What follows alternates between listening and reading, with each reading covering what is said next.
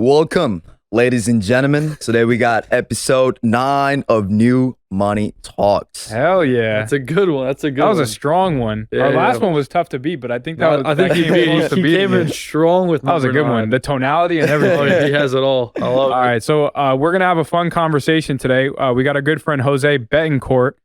He's a local New Jersey / New York native, and he is an up-and-coming, I'd say up-and-coming because the last time we spoke, you were up-and-coming, but I think you've done some pretty impressive things since we spoke like a year and a half, 2 years ago, in the kind of film space, right? You have a lot of e-commerce and non-e-commerce related clients, and you do a lot regarding content creation and cinematography and everything regarding a camera. You're just an absolute beast, a unit all around. He even helped us set up the nice, the nice dynamic within this room. Yeah. If you're listening, and whether you have any interest in cinematography and filming or not, I think there's a lot to learn just from his entrepreneurial hustle, because when we first initially met, there was a lot of, myself that I saw in you when you were initially on the come up, when you were grinding, when you were hustling, calling different people, emailing, figuring out how to get gigs. And I think you've come a very long way. And I think there's a lot to go for all of us. But this is kind of, it's a little bit, we're just having a conversation, but it's also your spotlight to kind of share a little bit more about your story,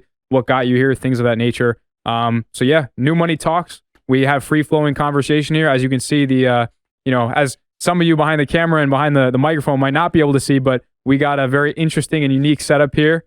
We try not to have too much fancy and expensive equipment because we're new money. We'll get right into it. So why don't we start off by just sharing a little bit more about yourself, and we'll let the conversation spin off from here. So tell me how you got here. Tell me where what your background is, where you came from, and how you got to where you are today. Awesome. So first things first. Thank you. Pleasure to be here. That's the first thing I got to say, and I'm glad that I was able to do a good introduction. I think for sure. Dude, 3 hustlers in here, 3 young guys making money. I think that's as inspirational as it gets. So. But no, yeah, man. My story is actually very, very corny, as I was just quickly mentioning to Josh before. I'm not going to go all the way back, but basically when I came in here from Venezuela the second time around, after Latin America did to my country what Latin America is best for, corruption, blah, blah, blah, yada, yada, all the good stuff. I came in here, man, and, I got 2 jobs. I actually got like 3 jobs in a warehouse. So I got a job in a warehouse. Really? Okay. Eventually I got a job as a server, which, if you're an immigrant and like you don't have much, bro, getting a job as a server is like getting a diploma. Like that's like amazing, it's like really good money, tips, whatever. And then eventually I quit, man. And I always knew I wanted to be an entrepreneur. And I think that's something that's a common theme for many young guys, especially now. Yeah. Especially now, there's a lot of content stuff and you're able to see what you are able to accomplish as an entrepreneur. And yeah, the same was for me. I was like, I want to be an entrepreneur. And I said, I got to learn how to do sales.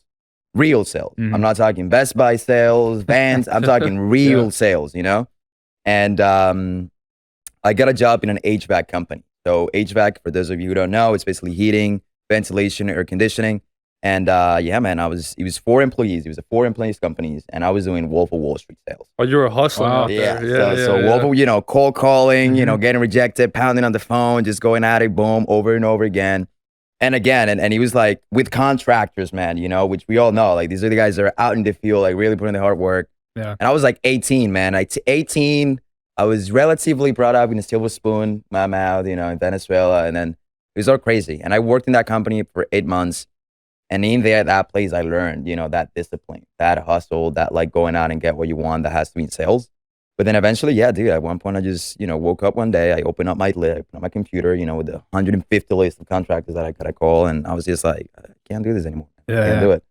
And, I had to tell my friends, and like, I had to tell, because the companies that I'm working with, they were asking my friends, and it was freaking hard to make that decision, But then, I told them that I wanted to leave. And so I did. And then I was like, I'm going to be an influencer. I'm going to be a YouTuber. And I was very aware that it was going to take years, at least that's what I thought, years to actually make money. So I was ready to get my job as a lifeguard in the summer, work and some other stuff until I made it.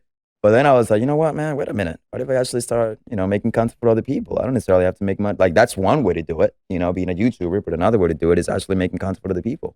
And so I got myself in a mentorship and yeah, man, the rest is history. When I was in that mentorship, obviously, Josh, we just met, right? But we college, like when I was in that mentorship, I did events, I did restaurants, I did construction, I did all sorts of different things. And then eventually I landed on products when I was working with him. And I was like, this is the most freaking fun thing there is. because you got to grab this product and then make an ad in 15, 30 seconds that sells it. And if you don't, then you're not performing. So it's kind of like, how are you able to tell this whole story of a brand and sell it in 15, 30 seconds? And it was just the best thing ever. And yeah, man, after that, it's just growing. You know, it's just really learning about sales and then other stuff too, right? Like the management, the time management, the discipline, the personal stuff. And dude, it's just been going from there, man. And you know, now we're here. I'm pretty sure it's going to go well because I love talking about business. No, I think it's interesting. So like you do like e-commerce videos in a sense, right? Yeah. So like performance-based marketing videos, right? Yeah. So it's like problem, solution, product, this type of thing. Exactly. Hook, all that. Exactly. So it's a bit different because here's the thing, right? It's like I think especially in the cinematography, photography, and film industry, right? You have a lot of people that focus on the artistic view. Like Kyle, you've worked with a lot of creators. You probably have worked with a lot of creators. And I guarantee you've said so many times within a table and the guy just starts talking about 4K and the frames and the shot's going to be like this and that. And you're like, it doesn't matter for you. Yeah. Right? It doesn't matter. Yeah, exactly. And in your head, you're being like, is this going to, like, I don't care, bro. Is it going to sell or not? That's what's going in your head, but the guy is so passionate. And so what I kind of realized is that happens a lot in the industry. You tend to let go a lot by the creative side. So what I really focus on with like the content that I create is like, no, let's focus on the sales side. You know, like, let's make it pretty because if it's not going to work.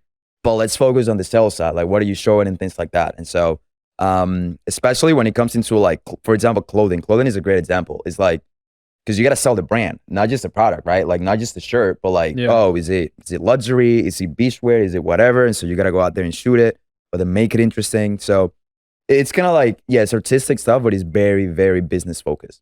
Definitely. And how'd you find that niche of e-commerce videos? Because that's pretty specific, you know, like obviously people watching are probably dropshippers, e-commerce guys, like so are we, but like I've never met like a person in the United States, first of all, who does. Usually there's guys like in the Philippines or like these type of countries. Mostly editing. Mostly just editing. You're just like, hey, here's the product. Like go find a video on Facebook or YouTube or Google, etc. And just like chop it up and put my logo on it, period. It's not an actual person that I meet, right? It's like, how'd you actually find that niche and like be like, oh shoot, there's an opportunity. Like what did you do to kind of figure that out? So, well, the first project that I had with e-commerce was Kyle. We did, really? Yeah. So we did the album covers, which I remember very vividly. We did the album covers. What was that product? They were like basically custom album covers. So you would submit like a picture with you and like a family member, a pet, whatever. Like the plastic ones. Yeah. And then you can customize like the song title, the date, the timeline. It was a cool product, brand flop, but for sure. So that was the first one that we did. And you got to keep this in mind, man. He tells me that, again, let me tell you how that introduction happened. He uploads his story. I haven't spoken to him in like years, man. He uploads his story and he says like, I'm looking for a product videographer. And I hadn't done product before, but I knew I fulfilled the videographer part. So I'm like, yo, I'll make it happen. I'm that guy that is like, if I want to do it and I don't know how to do it, I'll figure it out once I'm there. Wait. Clip that for the shorts, right? People gotta listen to that. It's like, hey, it's like Gilly knew half of it, right? But he's like, hey, look, like I got half of it. I'll figure out the other. Figure out the rest of it. Hey, Kyle, like, what do you want me to do? Literally. If you need it, I'll figure it out. That's literally what happened. I showed up, dude. I showed up in his apartment with this one-man band, and I'm pretty sure that I had like 2 lights, a camera, the chopper. I'm like, yo, what are we doing? And then he's literally telling me, all right, bro, we're doing this, and I'm like, we'll figure it out. Yeah, I'm literally like, okay, we'll figure it out. And so we shoot the albums, right? We shoot all the pictures. And it was good. And then keep this in mind, though. As I said, somebody tells you, okay, for the first time, like, yo, I do products.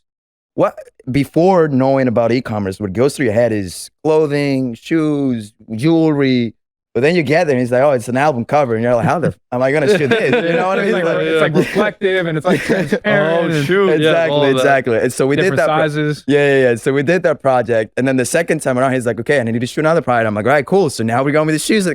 No, it's a Raven lamp, man. Raven lamp. Let me describe this product because for those who are listening in e-commerce, this was a killer product. I scaled it to almost $500,000 a month. Ooh. And I think 2 of the images that did well were the ones that we shot with you, right? So, when you talk about investing in content to get an outcome like that, it's like, all right, what's a couple of grand to a couple $100,000 in return? But anyways, that product was literally, it was actually it was a crow. Yeah. So it was a lamp that you can basically drill into your wall or you can set up on your nightstand, and it was a crow, but crow lamp doesn't sound sexy. So I said, let me just make it a Raven lamp. No one's gonna fucking know whether it's a crow or a Raven. Yeah. And I would get a couple of comments that were like, this is a crow from someone who's like a diehard bird person, right? Yeah, exactly. But like, no, at the end of the day, that was a great it's one of those like very unique products to sell. But yeah, it's things that photographers that content creators don't think of selling. But once you get once you experience it, once you get to hold it, and you're like, oh shit, we got to drill this into the wall. We got to figure out the angles. That was an interesting one. Yeah. So this is interesting though. So like your business in a sense, right, started where like you saw a post on Instagram, Kyle's posting this stuff. You swipe up, you're like, yeah, I could do this kind of. Not really, but I can figure it out. You do the first shot with him, successful.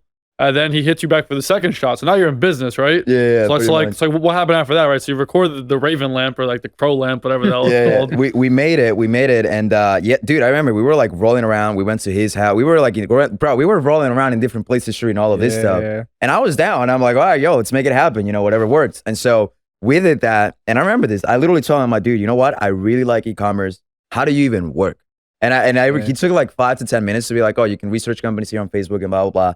And I like that. And yeah, dude, like after that, I just didn't go back. Like after that, I was just like, I don't care if, like, I got to make this work, man. Like that whole thing about e-commerce and stuff, I kind of realized it. But I think it's also different because I think you, Kyle, like you, and you know this, as an e-commerce, those type of products that are incredibly super niche, they work for e-commerce. Yeah. But like any other person wouldn't really think about that.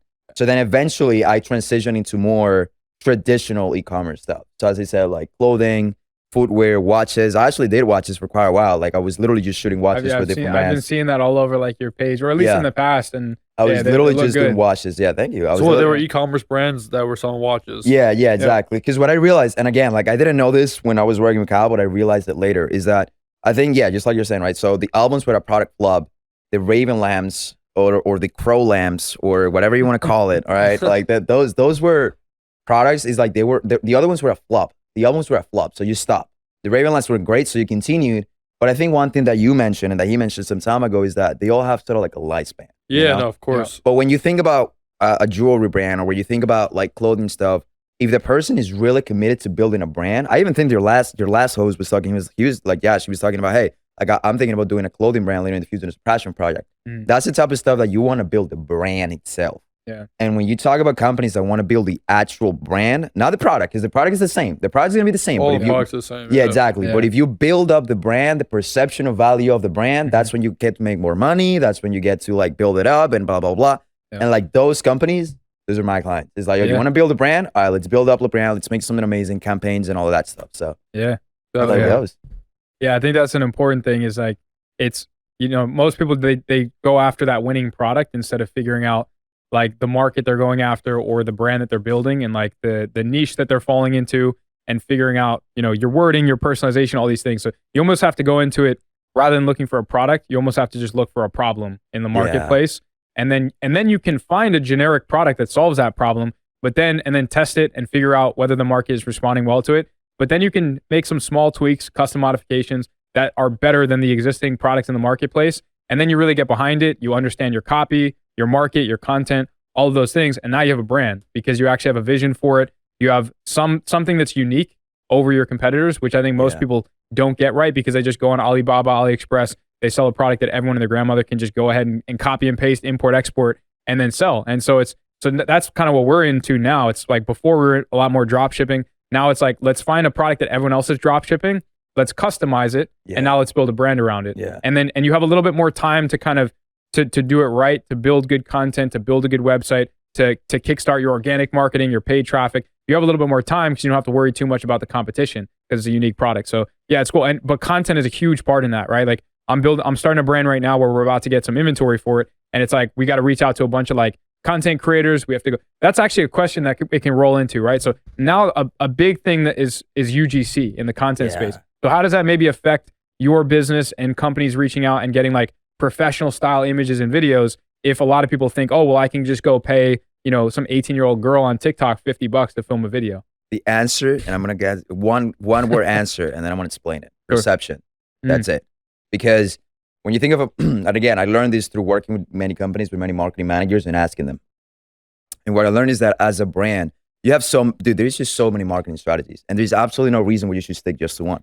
You can do influencer marketing. You can do UGC. You can do, social media campaigns. You could do billboards if you have the budget. You can do TV ads if that's what your target audience. There's just so many ways that you can do marketing.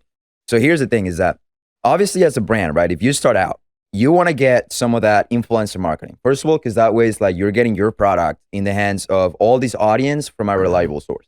It's like back in the days before influencer marketing was a thing, That's what you would do with like a magazine article or like a newspaper article.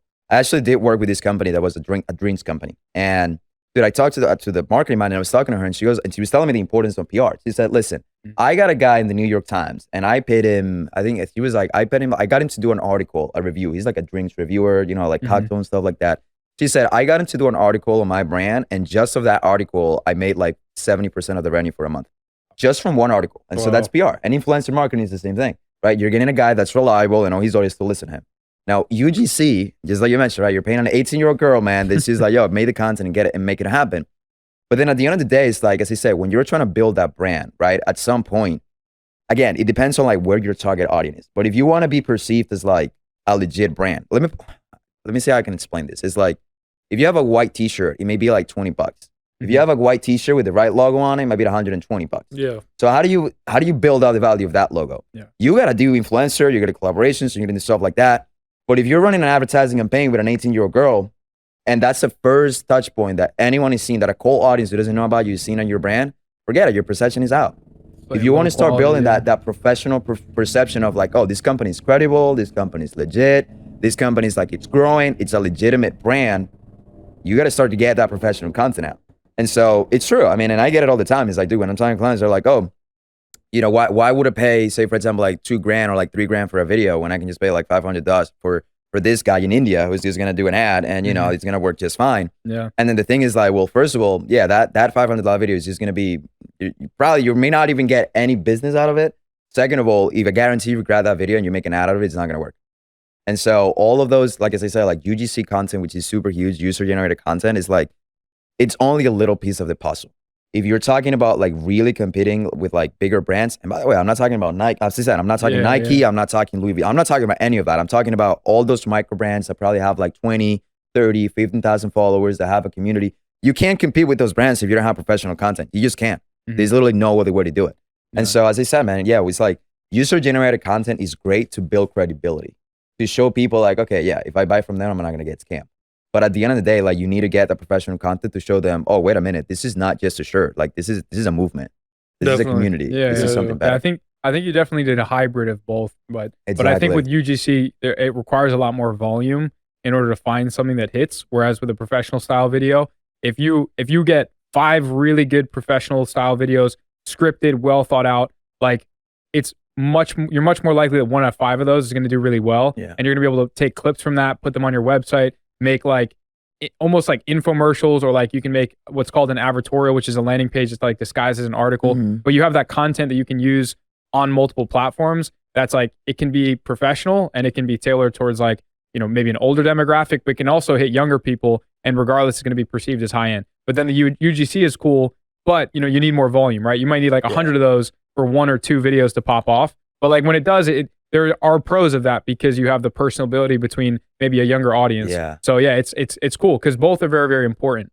No, and you need to have the UGC though, because it's like you can't go radical. You can't go like as you say, it has to be both. Because if you only have the professional content, then it's just like it's kind of weird. It's like, oh, why do they not have a review or something? Why do they not have a person? It's almost kind of like Gucci, like Louis Vuitton. Like some of the high end brands are becoming like they almost have a little bit too much of a high end perception, where like they're not, you know, they're not really attracting, you know, let's say people in their 20s who are like, hey, I want to get something that's $150, $200. It's like most of their products are positioned for people who, you know, can only spend a couple $1,000s. But on the other hand, it's like they're attracting those businesses through that content. Exactly. That's the other thing though, that kind of rolls nicely into another topic, which is like the importance of knowing your target audience. And that's huge, man. Like that's huge. Like, and that's literally one of the first questions that I ask when I'm working with a brand. I'm like, who is your target audience? Because if you're telling me like, oh yeah, no, my target audience is like 18 to 25 young girls that are just like in college. I'm like, yeah, bro, like my video, it's probably not going to do much to you, bro. Like go to college and get a couple of girls in sorority to make content for you. That's going to do way better than what I'm going to do for you. You know what I mean? So it also kind of depends on that. But as I said, it's huge in that perception. And something that I'm finding too is that when you're working, as I said, when you're working with like brands that are a bit more established, dude, like if you get, let's just say those 5 professional videos that you made and you're launching a campaign, those 5 videos, if you upload 3 of them onto your reels, literally organic content, and you have like 5,000 followers, you can upsell a lot of your current customers of those 3 videos. So you're already gonna make a lot of money on that one. And then you grab those other 2 videos and you run an ad. So now you're targeting a cold audience. and you're making money off that one. And then you can grab the best video of the first 3 that you did organic that worked the best. You know it's gonna hit. You run another ad from that probably a month from now, and before you know it, you sold out your entire collection in a month, which is 5 videos. So it's like a lot of utilities that you can do. And usually, as I said, obviously this is something you guys could also speak to, but like when you have UGC content and you want to run an ad as of that, it's like a gamble. It's like it may either work or it may not. It might not work. Yeah. So I think something interesting that you brought up too that I'm curious about too, because like a lot of service-based businesses, it's about like building out an offer to sell to people, right? Yeah. So it's like you learn a lot about someone when you worked at the HVAC company, right? Like you probably did a whole bunch of like cold calls and Jordan Belford, you know, the whole like boiler room stuff. But also now as you build your business, like you're building out packages for these brands, right? You're like, hey, like you need this content, but this is what I can offer you, right? I think I'm interested if you like kind of walk us through like what does a package look like and how did you like think of this package, right? Like is it like, hey, I'll make 5 videos? Is it like a 6-month campaign? Like what does that actually look like? Because I'm curious to see like what are brands looking for? What have you packaged together? Like how did you come up with that whole entire thought process? Like a bunch of people care about that, right? It's like, hey, even for our businesses, we sell like a service, right? Right. And we have to like package it as like a product. And we're always like tweaking it to kind of build a good offering, right? So like, I'll let you like go, but I'm curious, like what do you have on that? So what I've kind of realized is that there is like 3, this is like the easiest way that I've been able to categorize it. There's like three types of businesses. Either one of them, they need help with traffic. It's like they're literally just starting out and they have no traffic at all. And they're like, I don't know how to get traffic. The second type of business is they're getting a lot of traffic, but they're getting 0 conversion. Like a lot of people are seeing it, but then nobody's buying. It's like, it's a lot of in the cart, but then nobody's buying. And then the last issue is people who have good traffic, good conversion, and they're like, we have this huge community, these cool customers, we want to upsell them all of them. So it's like, based from those, like the first thing that I do is like figure out on which of those 3 steps those people are. And then we start building up a package. So it's like none of the packages that I do are generic, but I do have a really good idea of what type of content a company needs. Based on what we're talking about, like based on the target audience, based on where they're starting out and things like that. Like for example, if it's a brand that has like no traffic or nothing like that, I may give them, and they have no idea about advertising. They're like, I have no clue. I'm like, all right, you know what? I'm not going to make you spend thousands of dollars that are not going to hurt your bank. So let's just do 2 videos or 1 video. And I know it's going to be good and I'll make it good for you so you can test it out, so you can learn and at least do it with a good creative asset. Yeah. Because like, this is actually one of the things that a marketing manager that I talked to told me. And she was like, listen, if you're going to put money on an advertising campaign, you might as well do it with a good creative. If you don't, you're just throwing money down the drain. Right? It's pretty much, it's the same money, you know, you're just spending my will to do it properly. And so the first thing is like figuring out what type of content they need. And it just goes from that. It's like, okay, target audience, is it UGC? Is it influencer marketing? Is it, you know, like a full-on campaign? Is it consistent retainer content, right? So once we kind of figure that out, and then we look into the website, product pages, I mean, you know this, like all of that influences into like how people kind of buy into it. Yeah. And then, once we kind of figure that stuff out, we just kind of measure, all right, so what would be the pre-production aspect out of it? Like first we talk the business goals. Okay, like, what are we getting? How much bank are we making? How much are we expecting? What are we marketing? Instagram, Pinterest, like where does all of this going?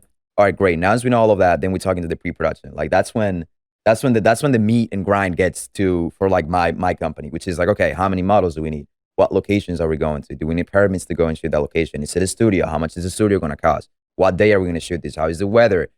You know, if it's girl models, for example, is it guy models? Like, are these guys going to be freezing? Because I'm shooting a summer product in the New York cold. Like, am I going to be freezing? Like, figuring all of that out. And then, okay, pre-production, we got it ready. We put a mood board too, right? Because that's also hard. It's like, if I would have told you, like, I'm going to make a video that's going to get you 15 grand. And you ask me, how is that going to look? I'm like, trust me. You're going to be like, I don't know. You know what I mean? Like, I want to see what that is going to look like. So we create a mood board so we all can kind of get that visual of how it is. And then we get into production, which is actually shooting. Like shooting is normally the easiest part of it, believe it or not. Because it's just one day, you're there, you know what you're going to shoot and you make it happen. It's fun, and then, right? Like, it's fun. Well, unless you're like in the freezing cold with like a t-shirt. That place is not fun, bro. But then you shoot it and then you like, after that you edit it and promote it. But again, like I guess to like concisely answer the question of like how you make a package, I make it very specific to what that company needs. And I'm very honest with them. Like if I'm working with one of them and I know that I'm not going to be able to help them, because either they don't know anything or, you know, they're just like, I know that their audience is not going to work, or I know they need a lot more influencer marketing than anything. I will tell them, I'm like, listen, I'm not going to give you a video, because if I give you a video, you're going to hate me. You're going to pay me and they're going to be like, this guy just scammed me. So I'm not going to do that. Yeah. So what I will do is I will say that this is the type of content you need. I can do photos, right? I can do that, which I can help you. But I recommend you do influencer marketing, which you do it this way. And by the way, don't think it's going to be easy. Don't think it's going to be like you're going to message an influencer and be like, I'll give your product for free. And he's going to be jumping your lap and take it. No, bro. It's going to be like sales. You're going to have to message a lot of people. And so that's pretty much how it goes. It's like creating packages that are dependent on what that company needs. So it's like, it's experience and like personalization that goes into it. For sure. And also talk me through the sales process. I know you had experience in that. Like, where are you finding these clients? Good old DMs, man. Instagram. Good old DMs. Interesting. But that also came through a lot of experience, man. This is why I love business, bro. Honestly, this is why I love business. It's like you get to figure stuff out through experience. Like I was seeing one of the episodes you were doing before where you were saying like, you hear all this feedback and all this advice on the internet and from other people, and you're like, that makes a lot of sense. But it doesn't hit until you experience it. No, you know, once you experience it, you're like, oh yeah, that's how it is. And so I do DMs. Like I was messaging these people, but I did cold emails. I kept doing cold calls. Cold calls was an interesting thing because when I was doing cold calls for the other business, it was kind of rough, right? Because cold calls is cold calls, man. But when I was doing for my business, I was having fun, bro. And it was just weird. It's just fun. Like I was just literally shooting the shit with the people that I was calling on the phone. You know, it's like I was doing cold calls, I was doing cold marketing, I was doing all this stuff. But then I figured out that like Instagram was the best way to do it. And in Instagram, within the Instagram DMs, I was doing also so many different things. Like I started sending a message, and then it's like, okay, then instead of a long message, a short message. And then instead of a short message, a voice message. And then instead of a voice message, a video message. And then it's like all these different ways. And then until I finally kind of hit the nail on that one. And yeah, you know, right now I'm enrolling to a new mentoring. So that's going to change the way that I'm doing things. But yeah, man, like Instagram DMs is the way to go. And I'm telling you, like I've got many of the clients that I literally always ask them this question. The first question that I ask them to call is like, why do you take that DM? Because those DMs are always sketchy. You're always expecting porn or, you know, some this like weird lady that we all know, or the Indian guy, or, you know, that's what you're expecting, you know, with like followers and stuff. Yeah. But it's not. And so I always ask them that stuff and they were like, I don't know, man, you know, it seemed like it has something to offer. So they're just going to jump into it. But DMs is like my way to go. For sure. Cool.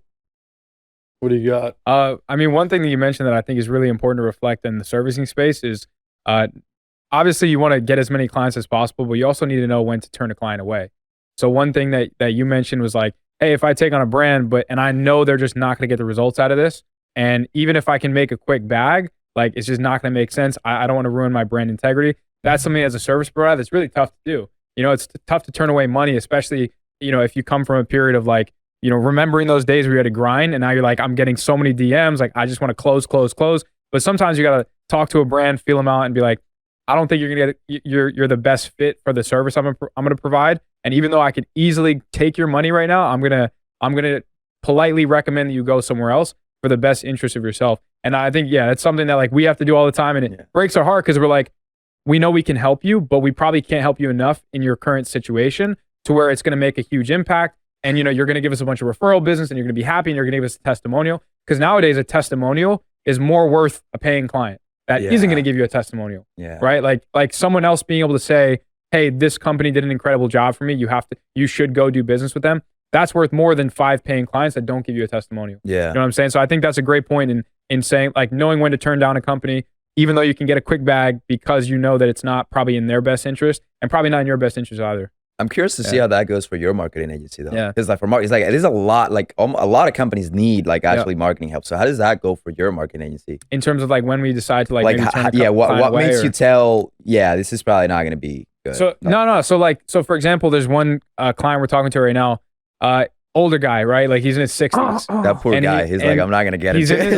He's in his 60s, and don't get me wrong, they'll probably throw like 10 grand a month at us, no problem, to just manage their marketing and just to increase their revenue. They're making a couple $1 million a year, and they're just like, we could probably take them to like 10 or 15 million a year. But I know there would probably be like a 6-month period in which we have to transition them from Magneto, is their hosting platform. I don't know what that is. It's like one of the oldest like website online commerce hosting platforms. Like an old Shopify. It's like a Shopify, but it's horrible. Magento?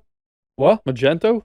No, I think it's called Magneto. I don't even know. Like Magneto, like that guy. But who even knows? It's like basically Shopify, but like a decade and a half ago, right? Yeah. And so I know that these guys, they would probably have to pay a company 10 or 15 grand, wait like a month or 2 months turnaround time, because they have hundreds of SKUs and they're all customizable products. So I know it would take forever for them to like get all of that in place.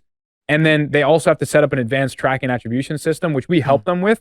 But like there needs to be things on their end where they hop on a call with the tracking company, they set up an account, they give us access. Like even just getting access to like their Google Ads account took like an act of Congress. It took like 2 weeks, right? Wow. So although we know we could probably make more than 6 figures net a year off this one brand, we know that it's probably going to take up more time than working with like 3 other good brands that are run by young people who have high like upside potential and who know what their goals are, their vision, and who are a little bit more technologically inclined. Because 3 of those clients might take us an hour a day to manage, and we might make 200K with. Whereas this company, it might take 4 or 5 hours a day just to say, hey, like your Facebook ad account got disabled. We need to have a new infrastructure. That would take weeks, and where we probably wouldn't make money because we have to pause services, right? So there's things there's places you have to give and take. But like that's one example. Another example is, a lot of times we'll get drop shippers, right? So people who don't really have their logistics in place and who have like, maybe they did 100K last month, but you look at the month before and they did like 10K. It didn't even exist. Right, exactly. So it's like, and that's cool because I was in that position and I know that feeling. But if you don't have a good foundation, it's just not going to last. So if we took on a brand like that that's doing 100K and it was their first month, then yeah, we might rip them to 500K month 2, but then month 3 is going to be 100K, and then month 4 is going to be 50K, and they're going to go from making a shit ton of money to probably losing money. And that's just natural in terms of these product life cycles, especially ones like that one that just pop off organically and that everyone else just jumps on because there's nothing unique or customizable about it. So it's like, yeah, those clients we could take on, we can make money for a month or 2, but it's not worth it because they're not going to be a long-term case study, testimonial. We're not going to, because as we grow and as we help them scale, we get compensated in proportion to how much input we have on the company, right? Because it's kind of a performance compensation model. And I think that makes the most sense for a lot of businesses, but it's like, we're going to make a bag off you for a month, and then the next month we're probably not, and you're going to complain to us why shit's not working. Exactly. And a lot of it, unfortunately, is out of our control. And we hate when shit is outside of our control because there's a lot of moving pieces in e-commerce, and the last thing you want is like to be testing creative and landing page and tracking attribution and strategies and all these things. And at the end of the day, it's just the product that nobody wants anymore because everyone's selling it for like a cheaper price, whatever it might be. So yeah. We had another guest on, like back to like e-commerce and stuff, and he was saying that like he was doing it for years, and he always saw, oh, maybe it was the website, maybe it was like the video, like the creative, maybe it was like the landing page. But he was like, I actually realized the only thing in e-commerce that matters is the freaking product. and it's like, he was even saying that like he was running the same product for like a few months. And then like, he kept doing normal numbers, maybe like 5, 10K a day, whatever he was doing. And then a buddy of his was like, hey, I think like your website's been like down. Like the only thing on his website was like an at the cart point, like a product image. Yeah, but he didn't even, it was like glitched out. But he didn't even notice because he was doing the same amount of sales. And he's like, wow, so like it really didn't even matter if my website looked nice or not. It was like the fact that I was just selling this product means that like people wanted it. So like supply demand, right? It's like very simple like that. But what are you gonna do? I think we should touch on some of these questions. Like we ask a lot of the guests these questions. Like they're generic, but I think like a lot of it kind of dives deep into yourself, and people get to learn more about you too. Cool. Start with the first one too. Like I think we were talking about this before, like before we even started recording. Like what does your day look like? Like what are you doing during the day?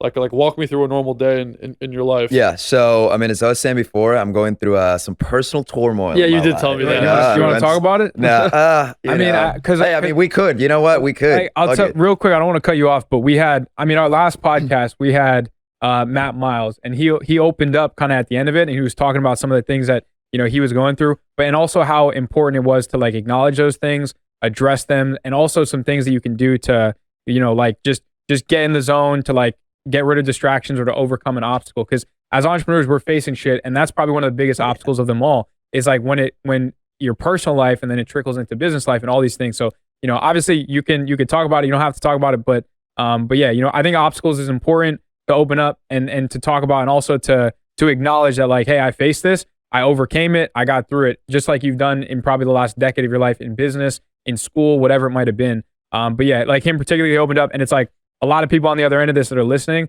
might be going through that exact same thing, and it resonates with them. And so, yeah, we like talking about it and just having a conversation. You know what? He's gonna make you talk about it. No. It's not even that. I don't need that much convincing, man. A big mantra for me is to do it for the story. Yeah. And it's like, it may be confusing now, but then when you're telling the story as a kid, or when you're drunk with your friends in the backyard and you say the story and everyone's laughing, then it's fun. Yeah. So I might just tell the story, and then, maybe who knows, maybe 5-10 years, I'll look back on this video and I'm like, damn, look at myself, right? So yeah, I mean, I basically do. What happened is, as I said, I just went through a breakup, rough breakup. She was the first love of my life, man. And I love that girl. Like, it just meant the world to me, right? And so, yeah, dude, it's like after that happened, I mean, I'm not going to lie to you. I was devastated, man. We had moved in. She found somebody else, which was rough. It was like, dude, that was the biggest fear I had ever. Like, being with a girl that I really love and then her leaving because she found somebody else.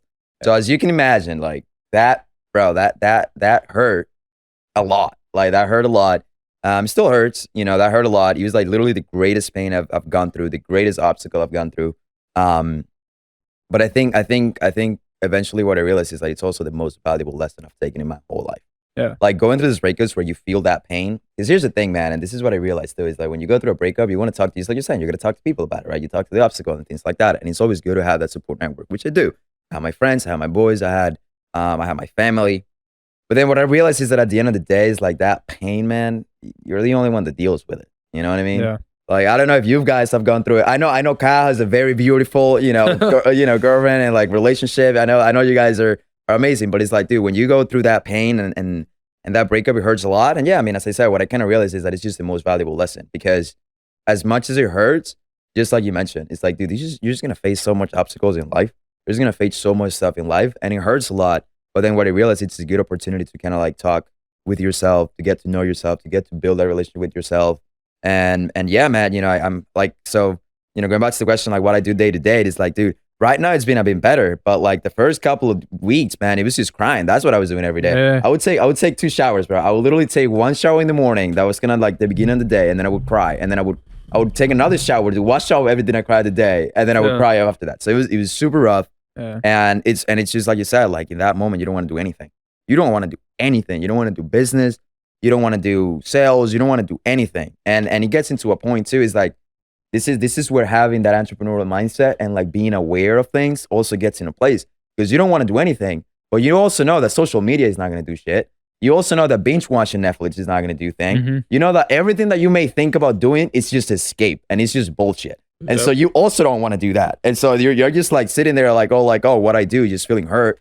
And yeah, man, as I said, it just kind of rough to like get back on track and doing things. And so literally, as I said, like, I think these last 2 weeks, I mean, this podcast is one of the things that I'm literally doing to be like, yo, trying to get back on track, trying to be with other guys that are also, like kind of business minded and like trying to get into that.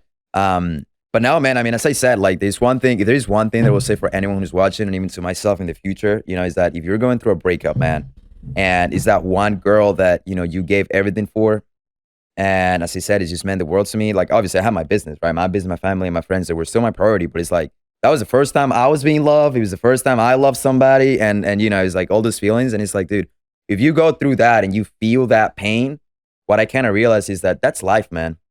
That's life. Like you gotta feel that pain. That's how it's supposed to be. Feel that pain. There's going to be shit in life that's going to be really hard. And you as a man, or as a woman, but majority as a man, like there's going to be shit where you don't want to face it. You're afraid, you're uncomfortable. It's like you're thinking like, what am I going to do? Like, what do I do now? And I think that those experiences where you feel that pain, where you feel that sadness, allows you to kind of face that. There's this one thing by Jordan Peterson, which we all know, chaos and order. And there's one thing that he says that I loved it, by the way. And this switched it. It was like a mind fuck to me. He literally said that the reason, the story of Adam and Eve, right? Like they were in the garden and then Eve ate the apple and blah, blah, blah. And he says that, why was there a snake there in the first place? And he's basically explaining that God, like, basically, the point of that serpent being there, of that snake being there, is that no matter how safe, how amazing and protected the place is, even if it's created by God, there's going to be an agent of chaos in there that's going to be able to make that chaos. Mm-hmm. And it's the same thing. And that's kind of what happened with her. It's like I made this vision for the future, like, oh, I'm going to be, she was there when I had nothing. She's going to be there when I have everything. It's like all this stuff. And it's like when you kind of like plan your entire life and everything like that, and then in a single minute, all that order is just boom. And then you plummet into chaos. Yeah. It's like, dude, as a man, the way that I look at it, and as I said, it's rough, but it's kind of like the way that I tell people to look at it is like, yeah, get used to being in chaos. Like learn to face chaos, learn to face it, to, see it. and then learn from that, you know. And as I said, dude, it hurts, man. It's just sadness. But as I said, I don't really I mean, I think that's life. I think it's good that I'm able to feel definitely. sad. Yeah, it's also like I mean, it doesn't quite compare, but it's like if you wake up, for example, and you take an ice fucking cold shower in the beginning of the day, you knowing that's the hardest thing you're going to do throughout the day, everything else gets easier. And there's a reason why it happens. There's a reason why you might choose to do it or that it's happening. And it's because, like, you know, you're just being tested, and, you know, whatever you believe in, whoever you believe in, they're testing you. You get through that and you overcome that. Nothing harder than that is coming your way. But it's just uphill from there. Yeah. You know, and sometimes you need that just to pivot, because maybe you're going the wrong direction, or maybe it's not the right fit, whatever it is. And it's probably better that it happens now than to wait a year, 2 years, 3 years, when you might be talking about marriage, kids, all this stuff. And now it's just like, you know, so there's pros and cons and everything. And that sucks. You know, I can't imagine it. I mean, I went through, like, I think a break for like 3 days with my girlfriend like a couple years ago. And it was probably the first time the only time I've cried in the last like 8 years. The last time I probably cried was when my grandfather died and I went to his funeral. Yeah. But other than that, like, on that day I cried and I was just like, damn, this sucks. It's devastating. But then I was like thinking, I was thinking about the good that could come out of it. I'm like, I haven't been in the game in a while. You know what I mean? No, for sure. I'm like, shit, man, the amount of opportunities I passed up, like the amount of parties I didn't go to, the amount of sacrifices I made. I'm like, you know, maybe there could be some light out of this. But yeah, I mean, and I remember I would just take my longboard out, like those 3 days. I was just riding sunny days, and I was like, you know, I think it'll get a lot better from here. You know, Yeah. we ended up getting back together in a couple of days, but it's just like, yeah, it's tough. I mean, I know a lot of people have been through it, and I mean, there's a lot of worse things that can happen. Obviously, there's better things that can happen, but Marty's gonna once you get home, he's like, so you really like this 3 days, huh? You really like them, huh? No, it is. But dude, I mean, as I said, I think there's a couple of things that relate to that mindset. And then I think that's one of the things that you're able to tell people, you know, that are, you know, that new money, like that people that have that mindset. There's one thing when we're talking about, like when you're able to work as a service provider, you're able to tell someone like, hey, you know what? No, man, I don't want you as a client.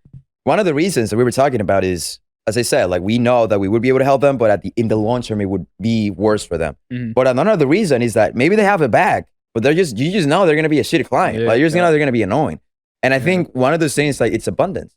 You know, how do you have that abundance? Not just of clients, but like that abundance of mindset, that abundance of being able to say, like, you know what? Yeah, I'm going to let this go. I'm going to turn it down. Because I'll be able to find somebody else. Mm-hmm. You know, even not just a girl, but also in business and things like that. It's like, I can let this go because I'll go and find somebody else. That's one thing. The other thing is another thing that we also touched on is the ability to see obstacles as like the way to go. Mm-hmm. Dude, at this point, I'm literally just being like, dude, obstacles is like, the harder they are, they're hard, they're difficult. We don't have to sit here and act like they're not, you know, like this breakup. It's fucking painful, man. It was like the greatest pain I've ever felt in my life so far.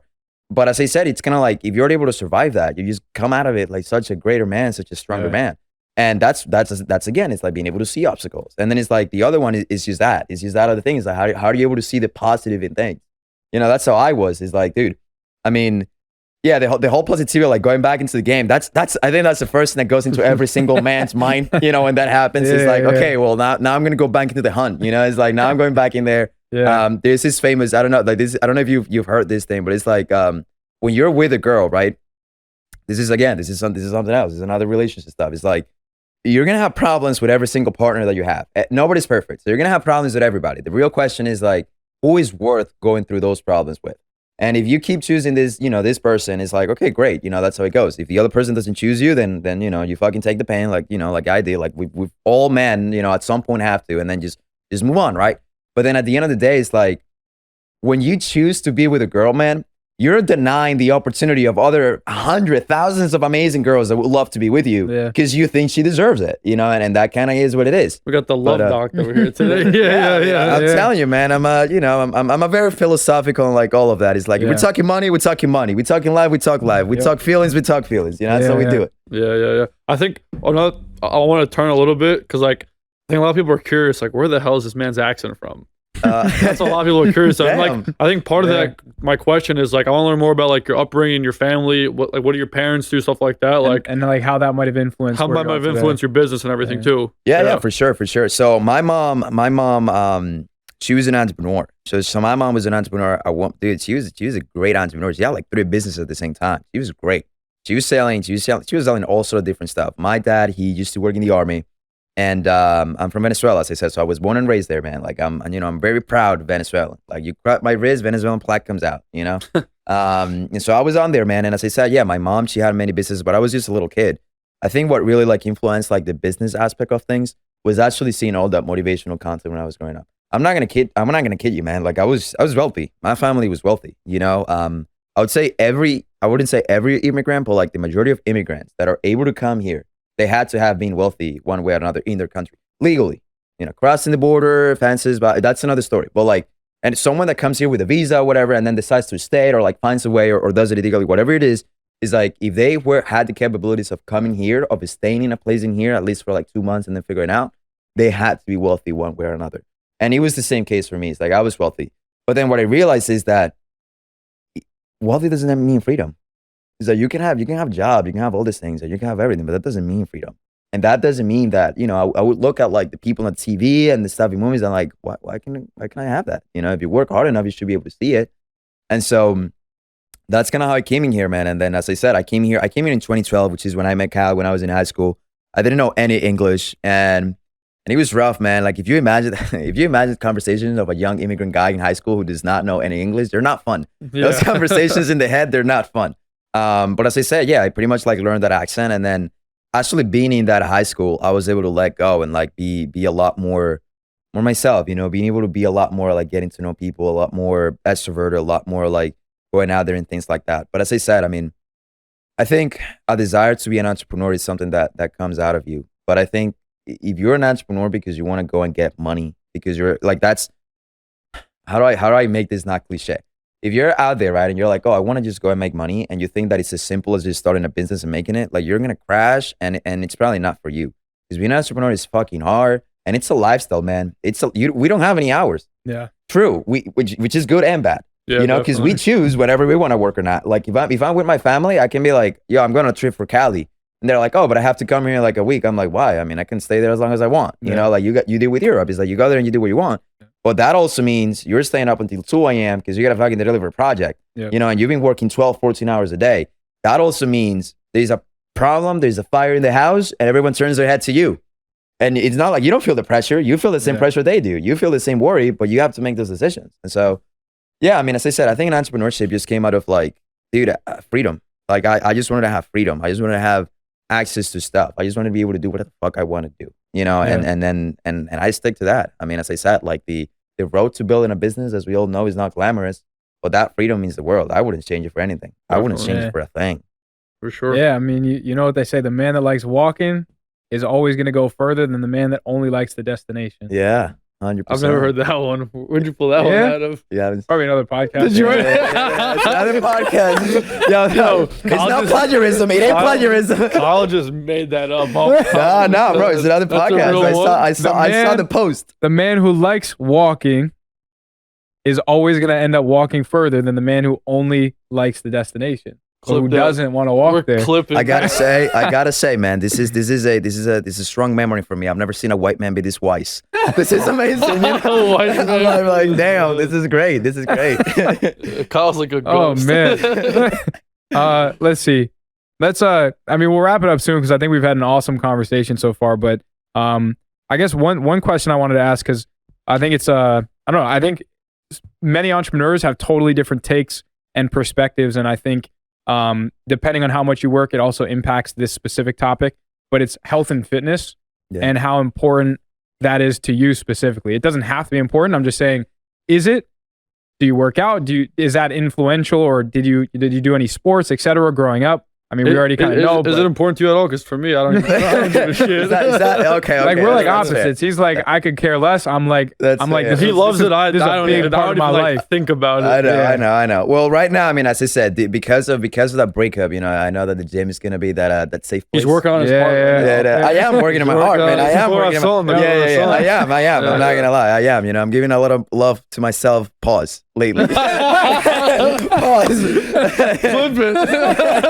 You gotta love yourself every now and then. But no, health and fitness, man. I mean, I know it's the right thing to do. I know you should be going to the gym, but at the same time, I'm like, you know, I got work to do. Yeah. Like I'm kind of like I know this is not the right way to look at it. I'll be honest. There's no right or wrong way. But no. This doesn't sound healthy, bro. Like, but the way that I look at it is like I'll fucking worry about that later. I want to make mank, and then I'll worry about that. Yeah. You know. But as I said, I do know that fitness, especially going to the gym. I'll state that specific. Especially going to the gym is good for the mental health, not just for like the physical aspect out of it, but like the actual mental health of like letting stuff go. But yeah, bro. Like to be honest with you, like I choose sleep a lot more than I choose going to the gym. Like, 100%. Yeah, and I think there's a lot of entrepreneurs like that are just like, dude, I'm just gonna wake up and fucking work. Yeah. Like, why would I wake up and go to the gym if it's gonna take all this extra time away from work? You get tired and gotta eat. Yeah, you gotta shower. It's like, dude, I've tried so many. I've tried to go back into the gym a lot of times. I've tried going in the morning. I've tried going in the afternoon, and then you hear all this talk. You know that it's like if you go in the morning, you have a lot more energy when I come back. I'm like, no, I don't, bro. Yeah, it's like, bro, when I come back and I take that shower and that bed looks real sexy to me, you know what I mean? Like, and so, you know, that pillow wants to caress me and like keep me there. Falling in love.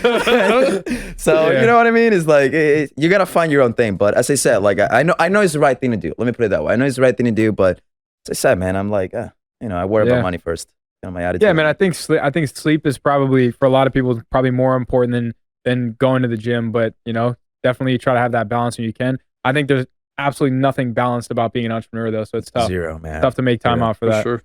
You know, even for friends, family, things like that, it's like sometimes you just go 2 weeks without seeing anyone with no explanation. People hitting you up like, "What's going on?" And you're just like, "Dude, I'm just working. I gotta work. I gotta tackle it." And it's like I don't hate every single thing that I'm doing. I might not love it like 100%, but I'd rather be doing this than doing nothing. I got a quote for that. This is my quote. This is mine. I did not steal from a podcast. Okay. This is my quote. And I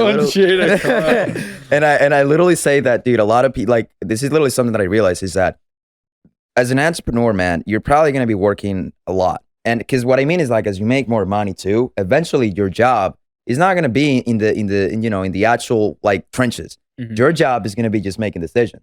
But that one decision is going to have a lot more impact than everything else. And then which means work. You're going to be thinking about that stuff. And so the quote that I have, bro, is that you don't have to find the freedom of not working. You have to find freedom in working, and which is a different story. Because it's like, it's true. You know, when we do entrepreneurship, there's a lot of shit that that you don't like to do. It's like, I get most of my clients with DMs, bro. I fucking hate sending DMs. I hate it. But as I said, you got to be disciplined and you do it. But once you get to have that conversation, it's amazing. There's a couple of things that you don't want to do, but like the other ones you do.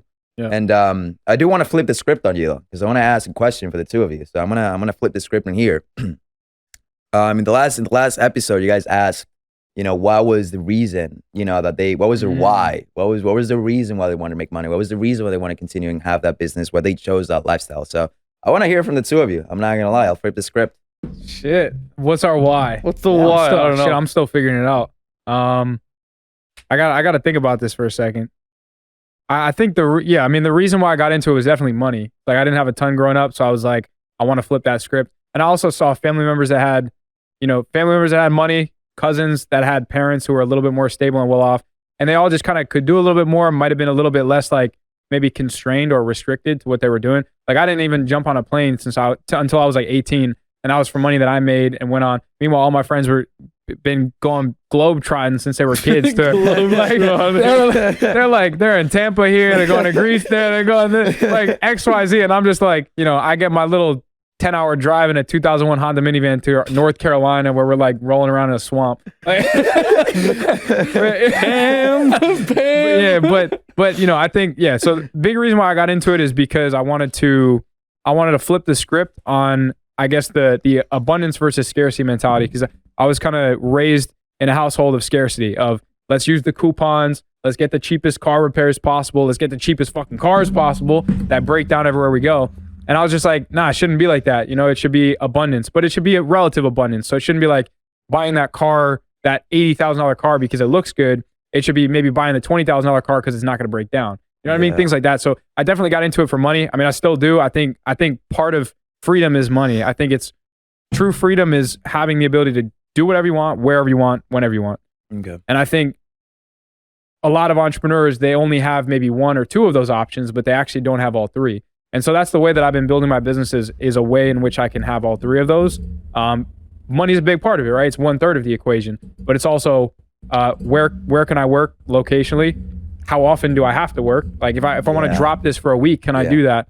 And so I think majority of my businesses I've tried to build surrounding that and just freeing up time for the other things that I do enjoy. But I tried to find enjoyment through the work that I am doing, because if you're spending half of your waking like days, life, etc., doing it, then you have to be able to find some sense of enjoyment to it. So yeah, I mean, my why, I mean, it's freedom. I think it is for a lot of people, but I'm still quite figuring out what I'm going to do with some of that freedom that it creates. Exactly. If that makes sense. Exactly. Yeah. What about you, turning it on me now? Yeah. Putting you on the spot. You thought we were getting away? You're not. What was it? The why as to why we do this? Just your why. I don't know. Like, yeah, that's a good question. Like, I don't know. I think a lot of it has to do with like, trying to see how far I can get something, and like, cause like, kind of like what you said, like, you see people on TV that are like hella famous, super famous, blah blah blah, big and stuff like that. And you're like, wait, so like, I could probably do that, right? So then how do you do that? Well, they started a business. Oh, well, I have to start a business, right? Exactly. It's not like I have to start a business. More like, all right, like, I want to see if I can do this, and like, it's kind of funny because we've been doing this for a while now, like, I don't know, 5, 6, 7 years now, and like every year you see that you're going further and further. So the problem now is like, all right, like, yeah, you can just like quick go get a job, but then in your head you're just like, damn, like, give me another year. Let's see how much further I can take this. And it's kind of wild because like every year you just see like level up, and like there's gonna be bad times. Like I know that like there always is bad times, bad months, bad years, etc. But I think a lot of like the why is like, all right, I want to see like how far I can push, how far you can make how far I can push, and like, how far you can make it. Obviously, money's part of it. Like at a job, you can only make so much money. Like you're confined by those constraints. Like there, but also like honestly, like there's a lot of good stuff with jobs too. Like if you get a job making $120,000-$130,000 a year, and you're like 25 years old, it's like that's not bad, right? And also like kind of freedom goes both ways though too, because like those guys would say we have freedom, but sometimes we would say those guys have freedom. Because like they're working from 9 o'clock to 5 o'clock Monday through Friday, and you don't think again. That's it. It's like and the thing is, it's not even yours. So like you don't like the decision. You don't really have to like make it as if it's yours, right? It's like kind of like if a kid is yours, right? You make every decision like you make like the right decision for your kid. But if you're the babysitter type of thing, like you care obviously, but it's like it's not your kid at the end of the day. You know, you gotta make sure the thing like doesn't like, die. Over and die. The thing. And like the worst thing that happens at a job is like you get fired, but like there's an abundance of jobs. You know what I mean? Obviously, the worst thing that happens in your company is like you don't become successful. You go bankrupt. You go bankrupt. That's, exactly. Yeah, right. There's like go ahead. I caught you off. No, but like I think that's it. Like a lot of it to me is like I don't like even the freedom one, because like honestly I don't even think it is freedom. It's more like honestly like bad word, but like slavery in a sense sometimes. Like you are sometimes to your business. Like maybe that's the way I've set it up and stuff like that. But like it is like there's like no, it is. There's like calls at 1 o'clock in the morning on like a Sunday because like you know what I mean, in Europe or something. Because like someone's like abroad, but like it is what it is, right? I do think it's more of just like a personal thing where it's like, okay, look, like I've seen people do this. Like I'm fortunate enough to like not like be homeless, right? So like I can take these risks. So now that I can take these risks, I've seen people do it. There's like blueprints all over everywhere. Like there's content everywhere. You can just copy stuff over and over again. Now let's see if I can get that far. That's your reason. My reason for the most part. And then there's perks to it. Yeah, like there's like I don't have to show up whenever I want to show up. I can do whatever the hell I want. Like. But you choose to. I think that's the important thing. But you choose to. You have the opportunity. You have the opportunity to not do it. You do, but also you don't have like especially in a business like that. Where honestly, any business, you're never 100% free, because like your boss is your client. Exactly. Right? Your boss is your customer. Exactly. Like there's all these little things, and like then you fall into like more control, right? So like even for like say like you're running an ad agency, like now you're controlled by Facebook and Shopify. Facebook wants to close off your ads, like you have no control on that, right? While if you're at a job, right? Say like you're a marketing manager somewhere, a Facebook ad account gets closed. Oh well, like send it to my manager. My manager will email me. Paid. I'm still getting paid. Exactly. Like I go home at 5 o'clock. Like it doesn't like Monday shows up. Like I go through the agenda, right? So it's like there's give and takes on both of them. Like I'd say I am happy where I'm at, but like you also like the grass is always greener somewhere, right? Just gotta find what the hell you like. I think mine is like the fact of like saying, all right, like can we get there? Like, ooh, we actually can get there. Let's keep pushing towards it. Once we get there, let's keep going. That's where I'm at. So Are you guys down for another question for you? Go for it. Yeah, we'll do that one, and then we're wrapping this one up. It's a late one for let's sure. Let's do this. We'll do that one. Let's do it. I'll tell you my why, because it's like a combination of the two of you actually. Yeah, 100%. And then we can close up. So the question, which I think is actually going to be great for all the listeners and for anyone that's seeing this, is what's your relationship with money? Like, what does money mean to you? The two of you. What does money mean to you? You want to go first, or you want me to go first? It's a good question. It's a you really go good first. question. I went first last time. I got to think about it. What does money mean to me? What does money mean to you? It's actually a really good question. Yeah. I think it means a few different things. Like, one, obviously use this to like buy stuff. But like, I think like, it's weird because like, I think at the core, you don't need that much money to live. Like, you really don't. Right. You really don't. Yeah, like, you really don't. Especially even where we live. Like, we live in a somewhat expensive area relative to the rest of the country. And at max, you probably need like $4,000 or $5,000 a month to really live. And honestly, probably can use like $2,000 and still figure it out. You know what I mean? Yeah. But like, what is like?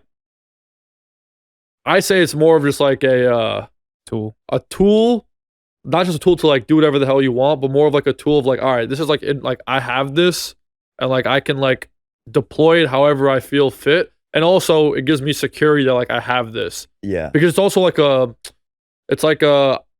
the amount of money you have, the amount of money I have, the amount of money he has, there's levels to everything, right? Of course. So if you like, it sounds like egotistical, but if like you're like, hey, I got more money than you, like there's like or even I have less money than you, like that pushes you into different situations, you know what I mean?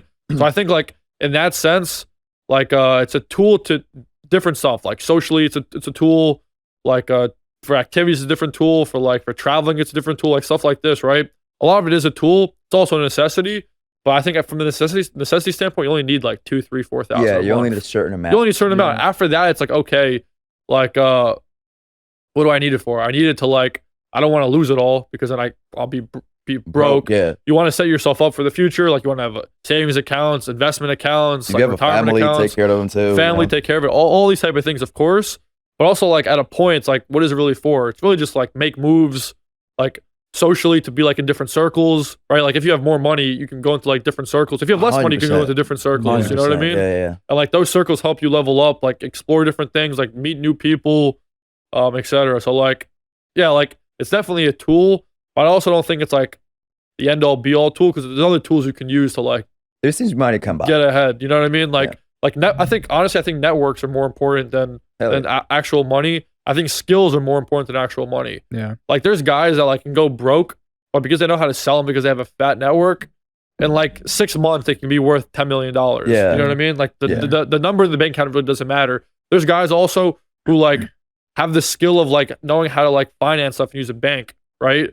So they can go from $0, but like have connections with people at banks and boom, have a whole bunch of money that they can buy assets with. Exactly. So it's like cash in your bank's a weird thing.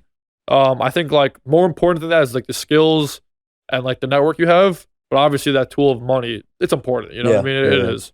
Yeah. I don't know if that was like the best answer, but like off the top of my head. That's what it's pretty much the same thing for me. I mean, I'd say it's like a vehicle of being able to like deploy, like you're deploying money at things in order to, get what you want, a desired outcome, whether it's to get like, something better materialistically, whether it's to get better quality food, like health wise, and also just be able to give. I think that's a really important thing is when you don't have a lot, then you can't impact, you can't help, you can't provide, things like that. When you do, it's like, all right, listen, if once I'm good, anything off the top, now I can help other people. And I think that's a cool thing, like that money can do that. Like if you look at charities or if you look at schools, if you look at homeless shelters, like Yash was talking about, it's like there's only so much you can really do if you walk in there and you say, how can I be of service? Right? But when you throw $1 million at something, that can feed a village in Nepal, that can build 5 schools, that can you can do it's really just a vehicle and a tool to deploy at things. Another way that I look at money is also correlational to time. People say time is money, but like when you actually look at it, the earlier you can retire, the earlier you can like choose to do what you want with your schedule, things like that. Like the more money you have, the quicker you can do that and like choose not to work and choose not to spend your time doing shit you don't like doing. And also like when you are in the trenches, like let's say right now I'm working 12-hour days, you can use it as a way to, in small ways, get your time back. So it's like, oh, let me pay for a cleaning service so I don't have to spend an hour a week. Let me pay for a laundry service. Let me pay for a meal prep service. so I don't have to spend an hour a day cooking, yeah. right? So like there's all of these things. Let me pay for a flight to North Carolina instead of having to drive 10 hours to go and see family, right? So I think a big part of it is you actually, in some ways, if you're smart about it, you can actually buy your time back in some instances. And I think that's cool because people will knock like, you know, getting the meal prep service or getting the cleaning service. But if you've ever heard of death by 1,000 cuts, it's like every little tiny thing adds up. And I think the more money you have, the more money you can throw at those tiny things and put out those fires and solve those problems. Yeah. That's another thing. It's a tool to solve problems. It's like, yeah, the more money you have, the more problems you have, but the easier you are to be able to solve those bigger problems because there's not a lot of things in the world that money can't solve except for maybe like a health problem, right? Like cancer. Like you can buy the best doctors, medicine, etc. But you know, they're not going to drop the secret sauce that they might have been storing for the last decade, but that's going to lose them a lot of money in the medical industry. But that's a whole different topic. Conspiracy right here. Yeah. yeah. But it's like, but you know, things like that where it will allow you to it'll allow you to do things that most people like can't do or to overcome obstacles that, you know, a lot of times can't be overcome without a certain amount of money. Yeah, definitely. I want to hear your answer to you said, your own question. You said, okay, you put me on the spot. Now let me get back to you. I want to hear your freaking question. Not your answer to the question. So money, I think, my like what I think of money is very similar to what you mentioned. So I think it's just a way to get access. And I think access is a key word for that. You know, access in the sense of if you want to go skydiving, if you have money, you have the access to get that experience. Like you have all the experiences, traveling to Europe, doing all this thing, like all these experiences you want to have. If you don't have money, you don't have access to do that. Social circles, right? If you don't have, there's literally places where if you just don't have the right money, if you don't have the certain net worth, you're not able to get into that place. So let's just throw an example. For example, masquerade parties, right? Like we all see this in the movies and it's always like the richest of the richest. Mm-hmm. If you don't have money, you're never going to be able to experience that. And how do you get to experience that? Not necessarily paying, but being able to make that amount of money, that skill so to get there. So to me, money is just definitely like something that gets you access to stuff. Like it could be material things like access to having the nice Lambo you want to have or the nice car you want to have or whatever, as well as access to experiences. If you just don't have the money, you won't be able to go to that nice restaurant. You won't be able, like, for example, like the typical experience of, you know, especially like, as you said, like you were not necessarily like in a scarcity place where you grew up. It's like that nice experience of, you know, grabbing your mom or your family, taking to a nice rooftop in New York and being like, yo, I'll pay for that. Don't worry about it. Yeah. And like not feeling like, fuck, how am I going to pay rent next month? You know what I mean? Like that experience, access gets you money to that. So I think like that's the way that I look at money. And that goes kind of like tied into that whole idea of like, oh, I'd rather cry in a Lambo than cry in like a small thing. It's like, you know, it's like everyone says that. And to me, it's kind of like, man, you know, it's like, I actually saw this in a podcast where he was basically saying is like, if you cry in a Lambo and you're crying, in a way, it makes you feel more sad because you know that you're not crying for money. You know you're crying for real, you know what I mean? Versus if you're crying a Honda, you blame it on money, but that may not be the real reason. Yeah. You know, so I think, as I said, I think money is just a tool, literally, as you mentioned, that gets you access. And at some point, we all know this is like, dude, like at some point, once you make enough money or you're in a certain social circle, money doesn't fucking matter. Yeah. You know what I mean? Like it literally matters nothing. It says nothing about the type of person you are. You know, it's more about the skills. It's about the network. Who do you know? Who do you not know? Blah, blah, blah. And I think that's why I think like money is just an access that you got to get. You got to get resourceful. And I think that's another word. It's like being resourceful. It allows you to be resourceful. Like if you're in a social circle, right? Or something happens to your family and they don't know anyone to look at, but you can be like, oh yeah, I'll take care of you. For sure. That's a good thing to have. And that also leads into also girls and game, which is something that we briefly talk about. But, you know, a really interesting fact, bro, here that is like, now, you know, most girls are like, literally 90% of girls, bro, no matter if they're 2, 3, 4, 5, 6, 7, doesn't matter what they are. They're all being like, I want a man that is making at least 6 figures a year. At least 100K. Or 6'3". Yeah. Want like, both. Yeah. They want both. Yeah, exactly. You know, and it's like, oh, and what are you offering? This? Yeah. What do you mean? This? You know, South American for? Yeah, exactly.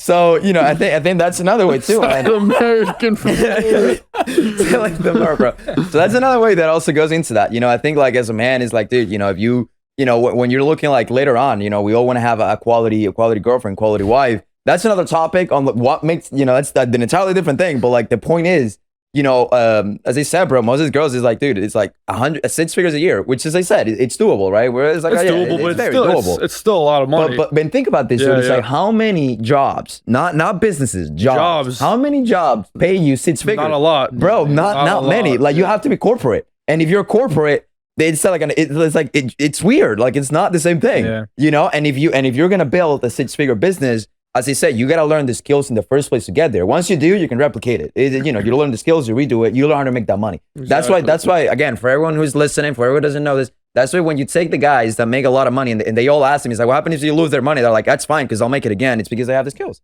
That's the reason. It's the same I'm pretty sure it's the same for the three of us. It's like, oh, you take it all away, that's fine, man. I'll make it again in 2 to 3 months. I have the skills. So I think that's like the relationship with money. And then when it comes into why I do stuff, as I said, it's a combination of both. Is I want to have the freedom to what you mentioned, right? Like it's the difference between having to work and choosing to work, when to work, where to work, all of that stuff. But then, dude, honestly, a huge fucking reason is what you mentioned. It's just potential. Like, you know, I just look, even the three of us, like I just look, you know, we're pretty young. We're making this stuff. Back in the days, this is not how it used to be. There's a lot of opportunities right now. We're already doing it. Otherwise, we wouldn't be here in the new month, right? Like talking about this New Money podcast. Yeah, we wouldn't be here doing this. And so I think it's like, we definitely have something that other people don't. This is no surprise, because if they did, then all the 22, 23, 24, 25-year-old guys will be fucking banking, you know, but they're not. Not all of them are. And so I think at least like having that mindset, whatever motivated you to start that business in the same place, being able to look at life and be like, bro, there's just so much more to have than it's what's visible. That's what's being shown. That to me, it's like one of my biggest whys. It's just potential. Like I would really, really hate, man, like being on my deathbed and then like knowing that I did the best version of me. Yeah, that's just huge to me. So that's why like that hustle and all of that is like, that's why you know, going back to the topic of fitness, I'm like, yo, I got to do the best thing I can. If I got to sacrifice the gym, I'll sacrifice it. I'll make it up for that later. You know, so yeah, shit. I think we've had some great conversation. This is a good one. No, I appreciate you because, like, this is the first time we met. Yeah. I'll shake your hand. Don't worry. No, it's the first time we met. I was like, probably something that happens with Kyle where, like, if he doesn't know the guest or I don't know the guest, I'm like, all right, how the hell is this guy? Who the hell is this guy, right? But, like, no, it's an awesome conversation. I didn't know that you did, like, e-commerce videos. I know that, you built all this from, like, you moved here like less than a decade ago. You know what I mean? Like, learn the language and everything. So, like, kudos to you, bro. Like, 100%. Thank you, man. Like, making it far, like, forget about the girlfriend. Like, the girlfriend, whatever. They come and they go. There's millions of girls all over the world. Like, you know what I mean? Future Jose, listen to this wisdom, man. This is the real answer. Exactly. And like, if there's probably the best moment to be able to overcome experiences is probably where you are right now. Yeah. 2 years ago, probably would have been a lot tougher for you, I'd imagine. I mean, as I said, is you know, I'm definitely not the richest guy right now. This is literally the first thing that when I was talking to my mom about it, I was like, I'm definitely not the richest guy right now, but it really would have sucked to go through this and be broke at the same time. Yeah. Like that would have, like, can you imagine, bro? Like, you know, you fucking break your heart one day and then you're like, how am I going to pandemic? Bro, like it would have really sucked. It's an experience, man. You know, it's obstacles. And as I said, I think it's just what makes you a man. Honestly, that's just the other way. It's just what makes you a man. That's a good way to end. If you're watching this, become a goddamn man. Become a goddamn man, you're like 18, bro. 19 years old, just like figure it out a little bit. You know what I mean? Want to hear a Jordan Peterson quote? Yes. Oh, let's hear another one. Better to be. Hold on, I got to think about it. I think it's better to be a warrior in a garden than to be a gardener in a war. 100%. Boom. That's it. Drop the mic, man. Boom. Drop the mic. Can't drop it. It's floating. Where can people find you? Just like share social media, media, social website. Yeah, so you can find me on Instagram. If you're on Instagram, obviously you should be. You can find me in GLB Studios. That's my Instagram. You're gonna find a lot of content there about e-commerce. If you're an e-commerce brand, I mean, just go on there. You're gonna find a gold mine of content. I'm like, you know, how to make better content for yourself. How to start building that brand. What type of content to do. As I said, it's JLB Studios. And then for the website is Jose Betancourt, SAHA. If you go to my web, you know, my Instagram, it'll be easy to find it that way. And we'll have it linked in the description on all platforms. We got Spotify, Apple Music, YouTube. The whole nine. We got everything. If you're an e-com brand and you need videos, hit them up. Got you. For us, make sure you like, subscribe, comment, share with your friends. Send it to a friend who's sitting on their ass and needs to fucking see this. Exactly. If you have any people you want as guests, comment down below. Or, we have a long list, but we can throw some in new ones. As you guys heard this very handsome man say, you know, you got to start from the bottom, man. And so do your friend a favor and send in this stuff so he can become an entrepreneur, so you can motivate him, so you can get him to know what he's missing on. So, there you go. That's a good way to end it. Yeah. Appreciate you jumping on, and we'll catch you guys in the next one. That's it. Bye-bye.